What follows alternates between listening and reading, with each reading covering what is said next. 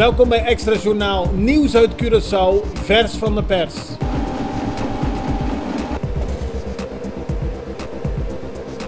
En dit is het nieuws van vandaag. Extra Journaal besteedt vandaag aandacht aan de situatie rond de ISA-raffinaderij. Werknemers zijn sinds gisteren in staking en het is onduidelijk wat er vandaag allemaal gaat gebeuren. Mocht er updates zijn, dan zullen we u daarvan op de hoogte brengen.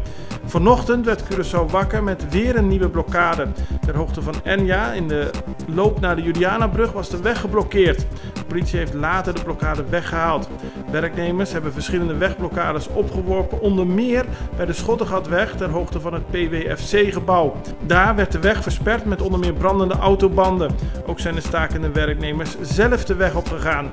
Tegelijkertijd was duidelijk dat bij verschillende pompstations versperringen zijn opgetrokken, waardoor er mogelijk geen benzine en diesel meer kan worden aangeleverd. De werknemers zijn boos op de regering omdat ze geen uitleg krijgen over wat er gaat gebeuren met de raffinaderij. Gisteravond werd al besloten in staking te gaan, omdat men vindt dat de regering duidelijk antwoord moet geven. Onduidelijk is wat er verder vandaag gaat gebeuren. Er waren hier en daar wat schermutselingen met de politie en 1 man is aangehouden. Dat gaat niet om een werknemer van de raffinaderij, maar een man in de buurt.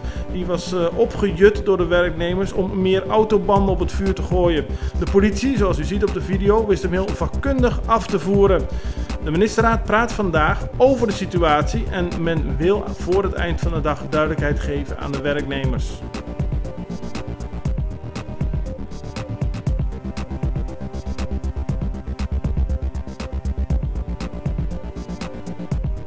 Tegelijkertijd zijn ook de acties binnen het onderwijs nog steeds gaande. Al meer dan een week heeft CITEC acties aangekondigd omdat men vindt dat de regering niet adequaat reageert op hun verzoek om meer schoon te maken op de scholen.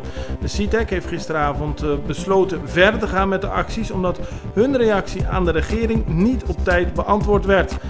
In eerste instantie werd ervan uitgegaan dat er vanuit het onderwijs ook meegedaan werd aan de acties, maar het lijkt erop dat het vooral de werknemers van de ISRA zijn. De situatie van vandaag met de blokkades, onder meer bij het PWFC-gebouw, is gisteren begonnen toen werknemers van de raffinaderij het werk hebben neergelegd. Zij eisten duidelijkheid van de regering van Curaçao over het voortbestaan van de raffinaderij. Zoals bekend loopt het leasecontract met de Venezolaanse staatsoliemaatschappij PDVSA eind 2019 af. Op dit moment is er geen enkel bedrijf dat het contract wil overnemen. Al enkele jaren proberen regeringen een nieuwe partner te vinden en tot voor kort leek dat ook te lukken, maar melden grote Amerikaanse oliebedrijven alsnog af te zien van verdere besprekingen na 2 maanden van intensieve onderhandelingen. Werknemers hebben het werk neergelegd tot ze in hun ogen bevredigende antwoorden krijgen van de regering over de toekomst. Daartoe hadden ze minister Ruggenaat gisteren uitgenodigd bij het PWFC-gebouw. Die bijeenkomst eindigde nogal abrupt toen de minister-president liet blijken genoeg te hebben van de vragen en wegging. In principe zei Ruggenaat niet meer dan dat hij weg moest gaan en dat hij een andere afspraak heeft, maar de wijze waarop hij vertrok wekte veel kwaad bloed bij de werknemers. Die gingen daarop bij Forti verhalen halen en aan het eind van de dag kwam Ruggenaat met excuses naar buiten aan de werknemers van de raffinaderij. Hij legde uit dat hij zijn best doet een oplossing te vinden voor de situatie en zal vandaag overleggen binnen de Raad van Ministers over de situatie. Een van de eisen van de vakbonden is om Aerocova een plaats te geven in het team dat moet onderhandelen met bedrijven die de raffinaderij voor een periode willen overnemen. Daartoe zou volgens de werknemers Cliff Christian weggestuurd moeten worden uit het huidige onderhandelingsteam. Ruggenaat ziet daartoe nog geen reden, zo stelde hij gisteren. Wel gaf hij aan Cova te kunnen gebruiken zodra er problemen waren over de arbeidsomstandigheden.